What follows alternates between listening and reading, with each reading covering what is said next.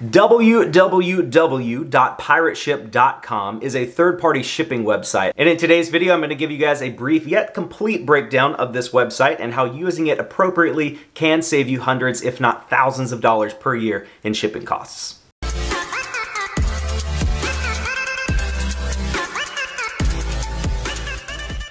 What's going on, you guys? Josh here, also known as Harry Tornado. If this is your first time visiting my channel, I'm a full-time reseller based out of South Carolina, and this just means I buy things at thrift stores and yard sales and try to sell them on platforms like eBay and Amazon. If you enjoy content like this, be sure to go ahead and subscribe to the channel and turn on the notification bell so you don't miss any uploads. Jumping right into this, the first question obviously is, what is Pirate Ship? And as I said before, it's a third-party shipping platform. It's not specifically tied to any online selling platform like eBay or Amazon or Etsy or anything like that. Anybody can log into Pirate Ship, start an account, and ship anything they want. Starting your own Pirate Ship account is completely free. There's never any hidden charges or fees. There's not a free version and a paid version. It's completely free. Now, what makes Pirate Ship so special is that it utilizes a service called cubic rate shipping. Cubic rate shipping is basically a discounted shipping service for items that are smaller but heavier. So if you have a relatively small item but it weighs up to 20 pounds, Pirate Ship cubic rate shipping would be the method that would save you the most money. One of the biggest concerns I hear about Pirate Ship is people don't want to buy their shipping through Pirate Ship and then have to upload their tracking information manually back to eBay. But you do have the option to link your eBay account directly to your Pirate Ship account. So when you buy a shipping label through Pirate Ship, the tracking information is automatically sent to eBay and you don't have to do anything else. The first way to ship on Pirate Ship via cubic rate shipping is just with a regular box. The only rule that Pirate Ship has about the box is that it cannot be more than 0.5 cubic feet in volume. The easiest way to calculate this is to multiply the length times the width times the height of the box. That's really hard for me to say. You multiply all three of those dimensions together, and as long as that does not equal more than 864, that box can be used to ship via cubic rate shipping. To determine the cost of shipping your box through Pirate Ship, you would need to determine what tier your box was in. Pirate Ship offers a great calculator on their website that I will link in the description below. You can put in the length, the width, and the height of your box, and it will tell you what tier it's in. They also put little tips at the bottom of the screen when you're calculating. They'll say if your box was a little bit smaller, it would maybe be in a lower tier, or it would say,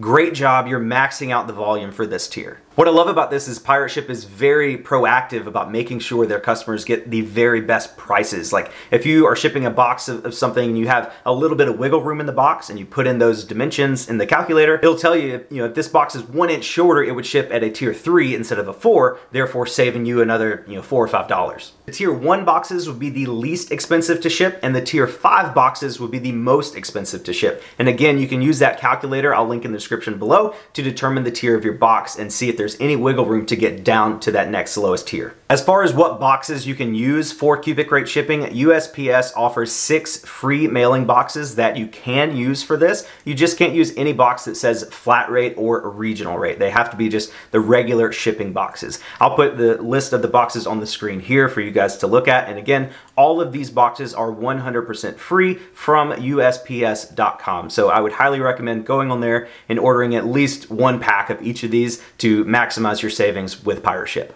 The second way you can ship with cubic rate on Pirate Ship is via a polybag method or a box-in-bag method. This method is often abused and done incorrectly. There's a lot of videos on the internet telling you the incorrect way to do this. So I wanted to clarify this today for you guys and tell you the correct way you can use this box-in-bag method to save the most money. The price of shipping an item in a polybag or padded envelope is calculated the same as shipping a box. It's using the tier score of that dimensioned package. The only limitations that Pirate Ship gives on this is that whatever polybag you decide to use cannot exceed more than 18 inches on any side. So for example, the very largest polybag you can use to ship via cubic rate shipping is an 18 by 18 polybag. Just like the boxes, the polybag shipping cost is based on tier. As you can see here from the information from pirateship.com, the tier of the polybag is determined by the length plus the width. A polybag up to 21 inches would be tier 1, up to 27 would be 2, 31 would be 3, 34 would be 4, and 36 would be 5. In my example earlier with the 18 by 18 polybag, that total would be 36, so that bag would be shipped at a tier 5. The way I see people abusing this on Pirate Ship is they will use a larger than 18 by 18 poly bag, most often like a 19 by 24, and they will put an 18 by 18 box inside that poly bag. Then they will measure it and say, oh, no dimensions of this box is longer than 18, so it qualifies to ship with that tier 5 poly bag rate. But that's not true, because you can't use a poly bag bigger than 18 by 18. You have to do the measurements for the poly bag or box and bag shipping before the item is actually in the bag. And that is the way it should be calculated. Measuring the item after it's inside the poly bag is not giving you an accurate measurement to determine that tier score. I'm not trying to call anybody out or tell you guys how to run your business. I just think it's important that we appreciate services like Pirate Ship and cubic rate shipping, because if we abuse those privileges and it costs the USPS to lose money overall, they will stop the service altogether, and then we'll be forced to pay regular priority rates. So now that we've looked at the 2 ways to ship via cubic rate shipping on Pirate Ship, the only question left is how to determine if your item is best shipped just in a box cubic rate, or if you should use that box in bag method.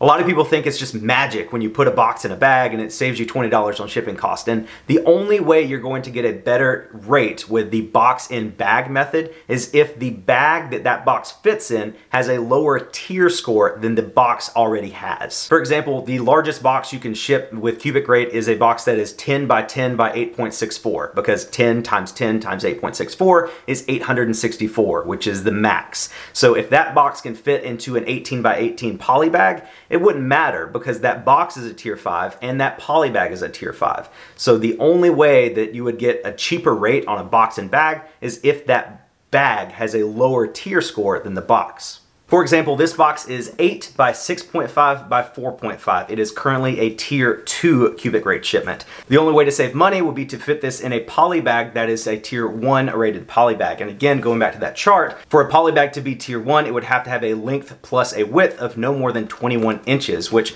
I just happen to have a 9 by 12 poly bag here, which would be a tier 1 poly bag. So the only way this box would be cheaper to ship box and bag is if we could fit it in this poly bag, and that is not possible. It's just not. See, it's ripping.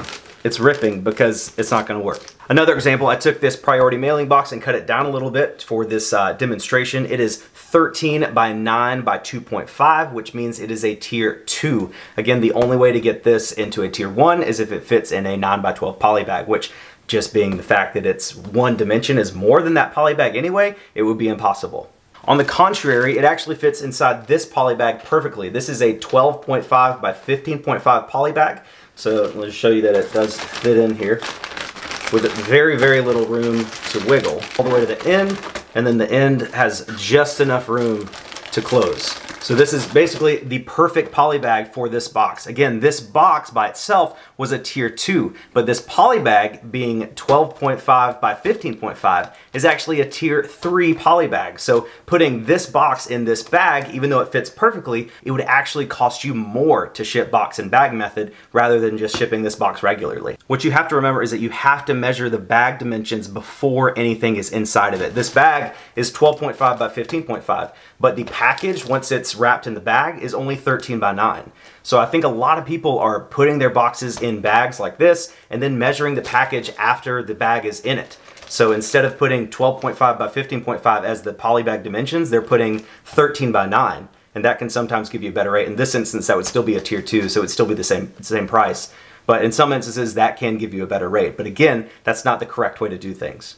I've personally tried about 25 different combinations of box sizes and poly bag sizes, and I haven't found a situation yet where putting the box in the bag is a better rate. It is possible. I'm sure there's a combination out there where a box is like just barely into a tier 3, and then you can actually put it into a true poly bag, a true size poly bag, and it brings it down into a tier 2. That is possible. I just personally have not seen that. Again, if you have a package you'd like to try to ship with Pirate Ship via cubic rate shipping, go to the Pirate Ship website, the calculator I linked in the description of the video, put in the length, width, and height of the box, and determine what tier it's in. Again, it will say a little note at the bottom. It'll say, you know, you're barely in a tier 3. If the box was a little bit shorter, it would be in a tier 2. I think you'd have more success trying to cut down the boxes to the very minimum size they need to be than try to find a poly bag to fit it in to get into that lower tier. Again, it is possible to save money with the box and bag method. I mean, they put it on the website for a reason. There has to be some combination of box and poly bag that would save you money. I just personally haven't found it yet. I've just found the best rates